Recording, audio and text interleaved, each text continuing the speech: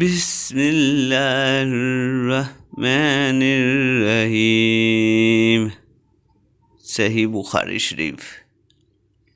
ہم سے ابو الحسن محمد بن مقاتل نے بیان کیا، ان سے عبداللہ نے انہیں شبان قتادہ سے خبر دی، وہ انس بن مالک رضی اللہ عنہ سے روایت کرتے ہیں، انہوں نے فرمایا کہ رسول اللہ صلی اللہ علیہ وسلم نے کسی بادشاہ کے نام دعوت اسلام دینے کے لیے ایک خط لکھا یا لکھنے کا ارادہ کیا، تو آپ صلی اللہ علیہ وسلم سے کہا گیا کہ وہ بغیر مہر کے خط نہیں پڑھتے، یعنی بے مہر کے خط کو مستند نہیں سمجھتے۔ تب آپ صلی اللہ علیہ وسلم نے چاندی کی انگوٹھی بنوائی جس پر محمد رسول اللہ کندہ تھا۔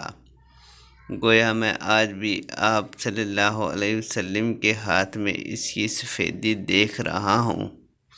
شبہ راوی حدیث کہتے ہیں کہ میں نے قتادہ سے پوچھا کہ یہ کس نے کہا کہ اس پر محمد رسول اللہ کندہ تھا؟